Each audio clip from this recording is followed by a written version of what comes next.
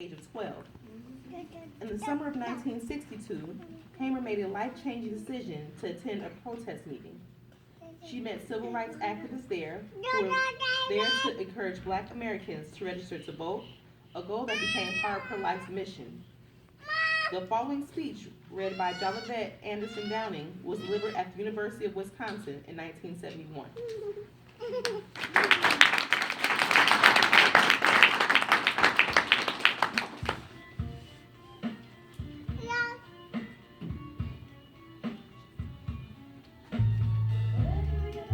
I was born 53 years ago in Montgomery County. During the time I was a child, my education was very limited because I had to start work when I was 6 years old. My family was some of the poorest people that was in the state of Mississippi. And we were sharecroppers. Now, sharecroppers is really something. It's out of sight. Number one, what I found since I've been old enough, it always had too many it's in it. Number one, you had to plow it. Number two, you had to break it up. Number three, you had to chop it. Number four, you had to pick it. And the last, number five, the landowner took it.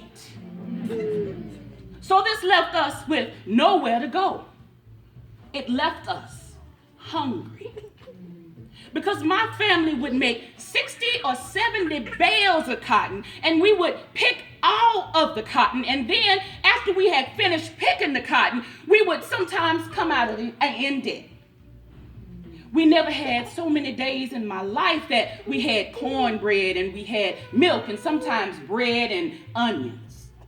So I know what the pain of hunger is all about. My father and mother finally got enough money out of one crop to buy some livestock when I was about 13 years old. And a man went to our lot one night, and he wasn't black. And he take about a gallon of past green and stirred it up in our livestock's food and killed everything we had.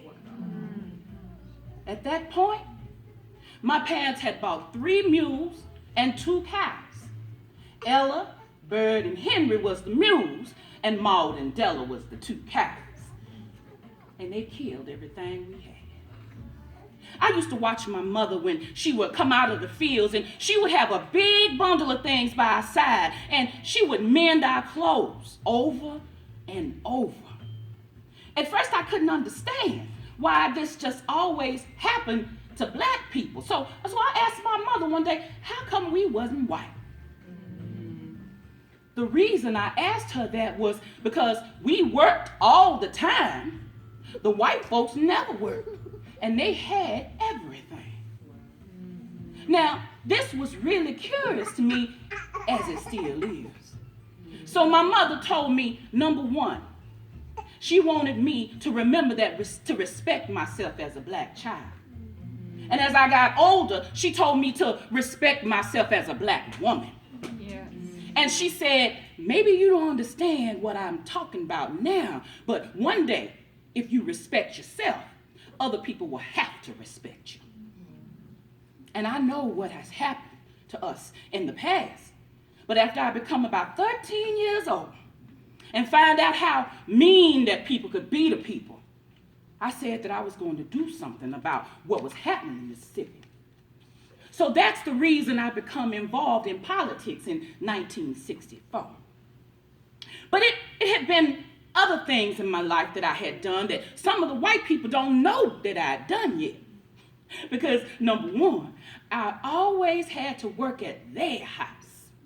So they would tell me that I couldn't eat with them or I couldn't bathe in their tub. So what I would do, I would eat before they would eat and bathe when they was gone. I used to have a real ball knowing that they didn't want me in their tub and just I'd just be relaxing in that bubble bath. So when they were saying that I couldn't eat with them, it would tickle me because I would say to myself, baby, I eat first. I was rebelling in the only way that I could rebel. So what I am saying to you, white America, please don't say what black people can't do, because some of the things we've been already doing. Yes. When I think about the crime, though, when I think about the crime that's been committed against us as human beings, as people, I can forgive easy for a lot of things. But when white America taking my name, that was a crime. I went some time ago to Charleston, South Carolina, and I looked at the documents there, and some of the documents there would call the name of the person and said, she doesn't have education, but she's a good breeder. $25. I saw where my people had been sold as things and not human beings. And I think about some of our past history when you never told us, white America, that it was a black doctor that learned to save blood plasma to give a blood transfusion. You never taught that in the institution. And you never told us that the first black man to die in the revolution was Crispus Attucks, another black man. You never taught us that. I've never been hung up in all of my work in just fighting for black. I've never been hung up in that because I know that a lot of people have given their lives. But I also know it was white people like Andy Goodman and Michael Schwerner and James Chaney that gave their lives in the state of Mississippi so that all of us could have a better chance. And when they died there, they didn't just die for me, but they died for you. Because your freedom is shackled in chains to mine. Yes. And until I am free, you are not free either. And if you think you are free, you drive down to Mississippi with your Indiana license plate and you will see what I'm talking about. Yes. You would have to be in that Democratic convention to know what we are faced with today when we say, with the people, for the people, by the people. That's a lie. Yes. That's a lie. It's with a handful, for a handful, and by a handful. Because I know sometimes when some of the votes would come up and they said all in favor of so-and-so and happening say aye. 10 people would say aye. There were a few say nay. 500,000 said no. And they say, ha, ayes have it. And so it's carried. Some convention. But we had to give up because with the young people of today, we are going to make democracy a reality for all people. Yes. And I don't want you telling me to go back to Africa unless you going back where you come from. Yes. Yes. I got a note one day telling me to go back to Africa, and ever since that time, it's been 3 times a week I say it. When I'm in a white audience, I say, we'll make a deal here.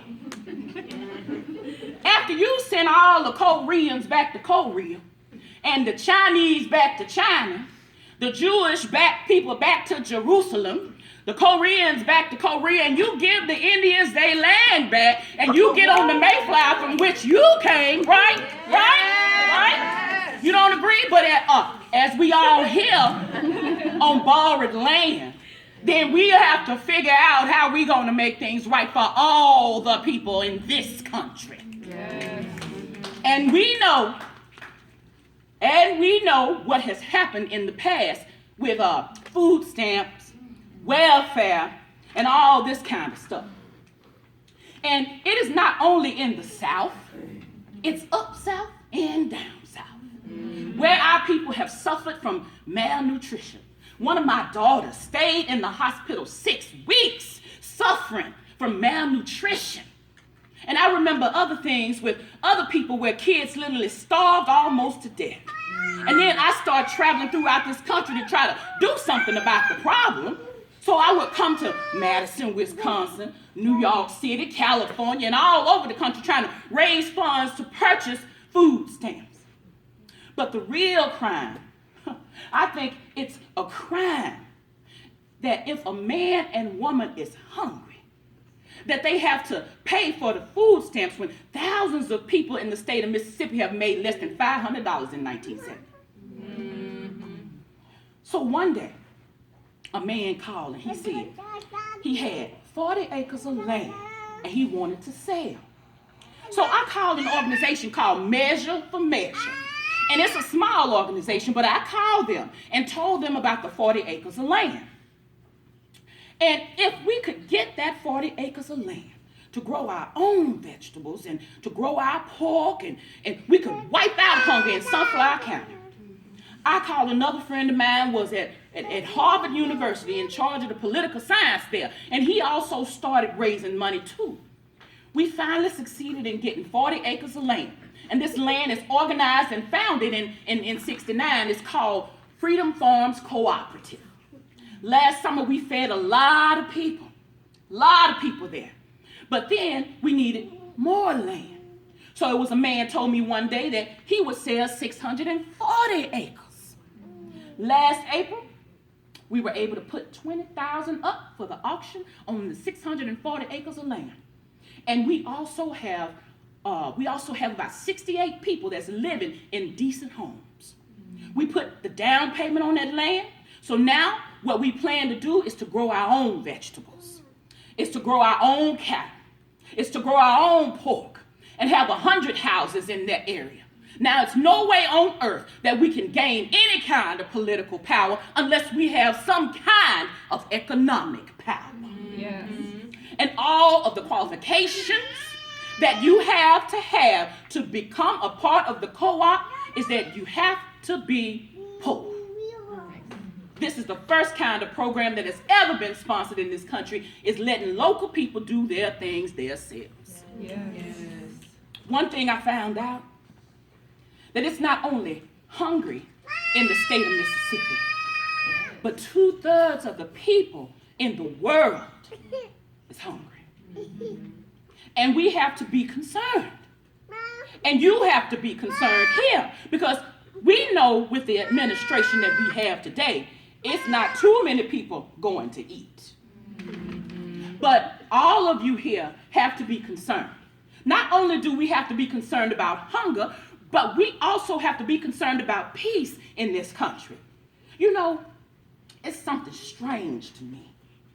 When they tell me that we are over there in Vietnam fighting for the rights of people to elect their government, and all of this kind of crap with Eastland in the Senate helping to make policies when we can't even do it in Mississippi, and you young people are going to have to help make this change, because we can't continue in the same way, expanding the war in Vietnam, killing the people over there, and people being shot down in the streets throughout this country, sometimes in the name of law and order.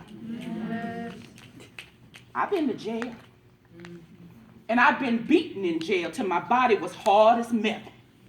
And I've been charged with disorderly conduct and resisting arrest. And there's a lot of other young people throughout this country that has been beaten down. But I want you to know something in this audience today. A house divided against itself cannot stand. A nation divided against itself is on its way out.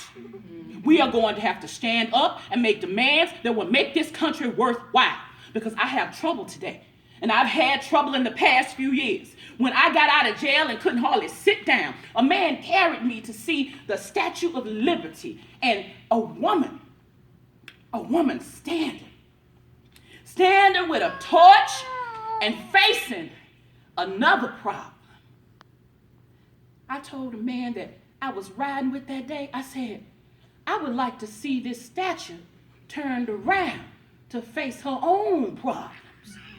And the torch out of her hand with her head bowed, because we have as many problems in this country as they trying to point to in other countries. Yes. I can't stand today, not with dignity, and sing the national anthem. Oh, say, can you see by the dawn's early light what so proudly we held? poor, oppressed people throughout this country don't have anything to hail. And I just think that in my own way, we and I have to stand and sing that song, because you know as well as I know that America is sick. And man is on the critical list. And when people can be shot down at a college like Kent, and at a college like Jackson State College by people that's dodging the army, there's something very wrong. Very wrong. We have to work to make this a better place. And we have to deal with politics and the history of this country that's not in the books. You know, we've been reading about what was in the book. You know about Columbus discovered America. And when he got here, there was a black brother walked up there and said, "Let me help you, man." And there were some Indians here too. So how could he discover what was already discovered? Yes. The education has got to be changed in these institutions, because it wasn't many people realized with our challenging in 1965, the congressman from Mississippi, that we were able to gather 15,000 pages of evidence, and they still there. And the same kind of challenge had been done almost 100 years ago, and they succeeded. But in 1966, Adam Clayton Powell was unseated, and he hadn't done any more than any congressman there. The only difference, he was a black man. We got to tell the truth, even in these institutions. As I close, I would like for you to take a look in the mirror. Take a look in the mirror and ask yourself, as we have paid such a big price, ask yourself, must I be carried to the sky on flowery beds of ease, while others fight to win the prize and sail through bloody seas? Thank you.